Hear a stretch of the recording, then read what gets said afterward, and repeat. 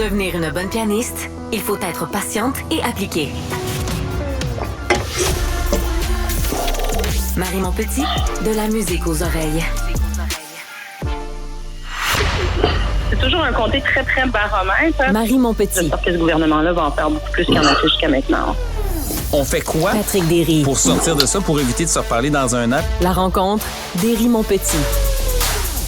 Patrick Derry, chroniqueur, analyste de politique publique. J'ai envie de reprendre ce qu'on vient d'entendre en intro puis te demander, il fait quoi François Legault pour se sortir de ce dans quoi il s'est mis, les plats dans lesquels il s'est mis les pieds avec son équipe et avec son bras droit Martin Koskinen en faisant une petite campagne qui ressemble à une campagne de salissage contre le candidat du PQ dans Jean Talon?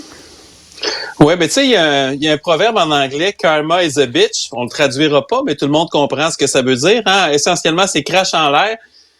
Ça va finir par te retomber dessus. Et on rappelle rapidement la candidature de Pascal Paradis qui a été annoncée dans Jean Talon, un avocat, fondateur d'Avocats sans frontières. Je le mentionne chaque fois, c'est quelqu'un que j'ai très bien connu pendant mes études. J'ai revu quelques fois après, même si c'est pas récemment. Et écoute, sur le coup, c'est une bonne prise pour le PQ. Et là, après ça, il y a de l'information qui coule, comme par hasard. La journée, d'ailleurs, il y avait des très mauvaises nouvelles sur le réseau d'éducation. Hein. Faut quand même, sur le timing du coulage, c'est intéressant parce qu'on n'a pas attendu le début de la partielle. On a décidé de faire ça de façon préemptive, ce qui est un peu surprenant sur le plan tactique, mais ça sentait l'urgence. Bref, là, on dit, écoute, c'est lui qui a approché la CAQ, il voulait être ministre, il y avait des exigences, il voulait une circonscription sûre, un logement, quasiment un pont d'or, puis ainsi de suite. Il a dit, OK. Puis, tu te rappelles, moi, j'avais dit, écoute, c'est étonnant, tu sais, moi, j'ai connu ce gars-là. Et là, Pascal Paradis a décidé de parler aux médias. Et là, la version qu'il donne, elle est vraiment très, très éloignée de la version officielle qu'on a du cabinet. Parce que ce que le cabinet maintient, François Legault, il a dit, ouais, ça se peut que ce soit nous autres qui a commencé les tu sais, on s'est comme parlé en même temps. C'est quelque chose qui se peut pas, là, en passant, là. Je veux dire, il y a quelqu'un qui doit prendre le téléphone ou écrire un courriel. Pascal Paradis était catégorique, c'est eux qui m'ont approché. Et là, évidemment, M. Legault, il dit, ben, il y a deux versions, il y en a un qui ment, clairement. Et là, clairement, ça semble être peut-être Non, mais le attends, conseiller. c'est capoté. C'est François Legault, le premier ministre. Moi aussi, j'ai sauté un peu sur cette phrase-là où il dit, tu sais, au lieu de défendre son bras droit, il dit, il y a un des deux qui ment. Soit c'est le candidat du PQ, soit c'est Martin Koskinen. C'est tellement maladroit comme formulation. Tu sais, s'il pense qu'on va... Je sais pas, il dit ça en disant tout le monde va se dire, c'est le candidat du PQ, évidemment. Ben, c'est une logique implacable, ceci dit. Ces deux personnes peuvent pas dire le contraire l'une de l'autre et que ça soit vrai. Mais effectivement, manifestement, M. Legault fait confiance à M. Koskinen, mais quoi que M. Legault a une relation avec la vérité qui est assez trouble, hein. Je rappelle, il a dit les deux, tout le monde, on s'est parlé à peu près en même temps. Ça se peut pas. Mais bref, ce que Pascal Paradis dit aujourd'hui, je m'excuse, je suis pas capable de l'appeler monsieur, c'est, je répète en passant, moi, j'ai pas eu de contact direct avec lui au cours des derniers jours. Je veux dire, je lis ça dans les nouvelles à partir, comme observateur, mais c'est sûr que moi, je connais le gars. Elle a dit, j'ai mentionné que j'étais souverainiste et sociodémocrate, ce que je t'avais dit, Marie. J'étais pas à l'aise avec le projet de troisième lien, ce qui était ressorti dans les nouvelles, mais il dit, c'est eux qui m'ont approché, c'est eux qui ont parlé du poste de ministre, c'est eux qui ont parlé, quand je leur ai parlé du troisième lien, non seulement M. Koskinen, mais aussi la directrice du parti, ont dit, écoute, on n'en parle pas pendant les élections, fait juste pas en mentionner, ça se fera pas de toute façon. Ça aussi, c'est un élément absolument fondamental, parce que les dernières élections se sont jouées essentiellement sur deux choses. Les promesses en immigration, sur la baisse des seuils, qui n'aura pas lieu, et là, sans qualifier à savoir de quel côté ça doit aller, mais je veux dire, c'était ça la promesse. Toi et moi, on est des idées là-dessus. Il y a des gens qui ont d'autres idées. Tout ça était correct, mais le gouvernement s'est fait élire en partie là-dessus. Il a mené campagne là-dessus. Deux, il a mené campagne sur le troisième lien, en disant que ça allait se faire, comment on l'avait annoncé, et ainsi de suite. Et donc, ce qu'on apprend aujourd'hui, puis ce qu'on soupçonnait depuis un certain temps, c'est que c'était su que ça ne se ferait pas, parce qu'on savait qu'il y avait des études qui étaient en cours, qu'il y avait une réflexion qui était en cours, mais qu'est-ce que donc, la CAQ aurait choisi de faire, de berner à dessein sur un dossier majeur, tu sais, je veux dire, même si c'est pas si important que ça, un tunnel ou un pont, je veux dire, ça a été quand même un gros sujet de discussion et de polarisation. Et M. Legault et son équipe ont trompé la population là-dessus. Et ça soulève aussi des questions sur l'immigration, parce qu'on sait qu'il y avait une autre candidate qui est devenue ministre de l'immigration, qui avait une approche vraiment différente de l'approche un petit peu, je dirais, à la hache ou la scie mécanique là, du gouvernement précédent. Je parle de Mme Fréchette, là, qui est beaucoup plus tempérée, puis beaucoup plus réaliste en immigration, puis qui est plus équilibrée un petit peu.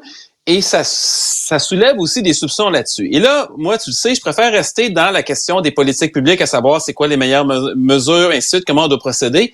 L'intégrité en politique, ça a de l'importance. Suivre ses promesses, l'intention qu'on projette, parce qu'il y a des limites à tromper l'électorat pour l'envoyer dans une direction, puis après ça, le recevoir de l'autre côté après, sur 2 dossiers qui sont majeurs. 1, c'est malhonnête. Et 2, après ça, c'est tout le monde qui en sort éclaboussé. C'est un peu le résultat qu'on a aujourd'hui. Puis écoute, on va continuer de garder le popcorn parce que on va prendre ça en riant, hein, parce qu'on va essayer de voir le côté... il y a au moins un aspect divertissant à ça, mais c'est quand même assez désolant. Tu parles d'intégrité en politique, oui. J'en suis, mais tu sais, il y a un deuxième niveau dans cette histoire-là qui est pour moi de l'intégrité journalistique aussi. Parce qu'il y a quand même un journaliste qui s'appelle Tommy Chouinard qui a décidé d'écrire un article dans la presse qui éclabousse et qui salit un candidat aussi, qui a fait le choix de se lancer en politique. Il n'est même pas rendu en politique, le gars, encore. Il n'est même pas élu. Je ne sais pas qu'est-ce qui va l'attendre rendu là, mais ça donne pas vraiment envie de se lancer en politique. Puis qui a fait le choix à partir d'un scénario ou d'informations qui lui ont été données à l'interne par la CAQ, d'écrire un article qui démotive. Tu sais, je veux dire, honnêtement, qui vraiment... C'est pas bon pour sa réputation, là, on peut pas le dire autrement. Puis là, après ça, il revient nuancé parce que... Puis là, le premier ministre dit, ouais, finalement, c'est pas lui qui l'a contacté. Je trouve ça écœurant. Je peux pas te dire autrement que ça ternit la réputation de quelqu'un.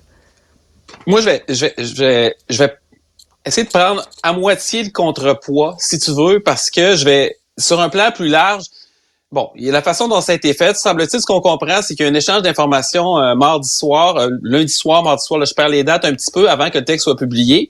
Et là, l'échange s'est pas poursuivi, puis bon, Pascal Paradis, le PQ ont décidé de pas répondre, puis là, je sais pas, il était-tu 7h, 8h, 9h, à quelle heure on s'est parlé, puis à quelle heure tu peux exiger que quelqu'un te réponde, tu sais, je veux dire, à un moment donné, t'as d'autres choses à faire, t'as ta vie, t'as tes enfants, peu importe, t'es au cinéma, t'as juste le goût de lire, tu sais, à quelle heure t'es obligé de répondre?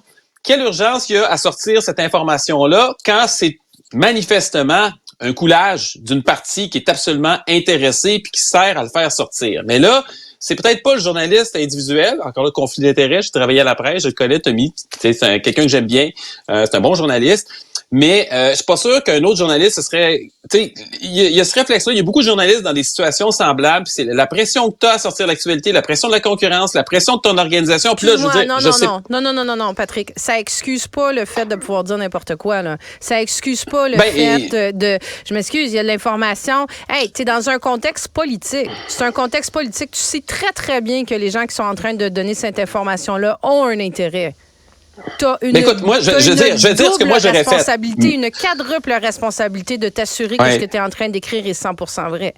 Mais Marie, là-dessus, tu sais, je veux dire, moi, personnellement, la course au scoop, de façon générale, ça m'énerve. Moi, je préfère avoir... C'est un scoop. Si c'est un scoop, oui, mais un vrai scoop, va la valider, tu sais.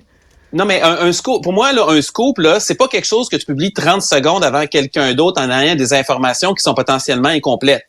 Mais ça... Tu as des écoles de pensée en journaliste, il y en a qui vont dire, dans toutes les entreprises de presse, envoie, vas-y, puis on aura l'autre version le lendemain, puis il n'a pas répondu, puis ainsi de suite, c'est quelque chose qui se fait. Fait que je sais, j'excuse pas, j'explique. Là, c'est sûr que, tu sais, on sait pas toute l'histoire. C'est sûr que c'est un peu plate comme résultat quand même parce que ça vient de partis intéressés. On sait comment les partis politiques se comportent. On sait comment ce parti politique-là en particulier se comporte aussi parce que c'est pas la première fois. Puis ça arrive dans d'autres partis aussi. C'est plate un peu que ça sorte comme ça. Ouais, je trouve que j'utiliserais même pas le mot plate. Tu sais, ça a l'air d'être un... tu sais, on est là, on chronique là-dessus, puis là, écoute, tout le monde a son analyse, puis là, ça part d'une direction à l'autre, puis comme tu dis, peut-être que la presse, ils se sont dit, là, on va faire une deuxième version, puis on va ajuster le tir et tout. Mais t'as quand même un gars qui a fait le choix de se lancer en politique, qui, tu sais, à la première fois qu'il va dans l'espace public, se fait salir sa réputation. Tu sais, je veux dire, Hey, quelqu'un me demanderait, ça vaut-tu le coup d'aller en politique? Là? C'est pour des affaires exactement comme ça qu'il y a du monde qui disent, moi, c'est pas vrai que je vais aller jouer dans ce film-là. Moi, c'est pas vrai que... Même, tu sais, écoute, il y a une réputation, tu sais, c'est même pas des questions de où on a ressorti des squelettes de son placard ou où il y avait quelque chose dans son dossier qu'on savait pas. Ou, tu sais, c'est comme là, tu commences un peu à inventer ou en tout cas, tu sais, de l'info. On peut-tu rester sur les faits? On est obligé de démoniser n'importe qui se lance en politique? Écoute, je suis d'accord avec toi. Les médias ont une part de responsabilité là-dedans parce que il y a beaucoup d'histoires qui sont grimpées en épingle, mais moi, je vais te résumer ça en une phrase. Tout journaliste, quel qu'il soit, là, je parle pas de cas spécifique, je parle du général, devrait faire extrêmement attention à ne jamais servir de courroie de transmission. Et il y a toujours un danger pour les gens qui sont proches du politique, qui sont proches du gouvernement, dans leur pratique, qui ont besoin des sources aussi, puis le Québec, c'est pas si grand que ça. Il y a toujours un danger. Fait que ça, c'est une mise en garde. Je dis, c'est général. Il y a toujours un danger. Quand tu es capable de te faire enfirouaper comme ça puis de te faire endormir, je me dis, à un moment donné, peut-être que c'est un petit reality check sur la relation que tu devrais avoir avec la politique. Puis, tu sais, ça veut dire, il y a quelque part où il s'est fait spinner, là. Mais je pense que c'est beaucoup plus large que ça. Je veux dire, on pourrait sortir plein d'exemples. Comme je dis, je veux pas, tu sais, je veux pas exonérer ou rien, mais moi, je pense que le regard doit être plus large parce que ce genre de choses-là, où des gens font couler de l'information, puis qu'après ça s'avère pas vrai. Je veux dire, moi, j'en ai été victime aussi. J'embarque pas dans les détails, là. Puis, crime, tant que t'as pas la réponse de l'autre, puis tu n'as pas laissé le temps de répondre, tu peux pas publier. Et ça arrive trop souvent. 100% d'accord avec toi, Patrick. Sur un autre sujet, des infirmières qui dorment à l'hôpital entre 2 quarts de travail de 16 heures à l'hôpital Valleyfield, c'est à la mairie de Valleyfield. On peut lire ça dans le Journal de Montréal aujourd'hui. Écoute, je veux dire, tu sais... Je suis sûre que ça t'a donné envie d'aller déposer ta candidature pour devenir infirmier. Non, mais ça repousse les limites. Là, c'est sûr qu'il y a des nuances qui sont intéressantes là-dedans. Premier réflexe qu'on a, on voit ça, OK, c'est encore le gouvernement, mauvais employeur, abuse de ses infirmières, temps supplémentaire obligatoire, ainsi de suite. Il y a une nuance. Dans ce cas-ci, c'est les infirmières d'agences privées qui font des quarts de 16 heures. Pourquoi?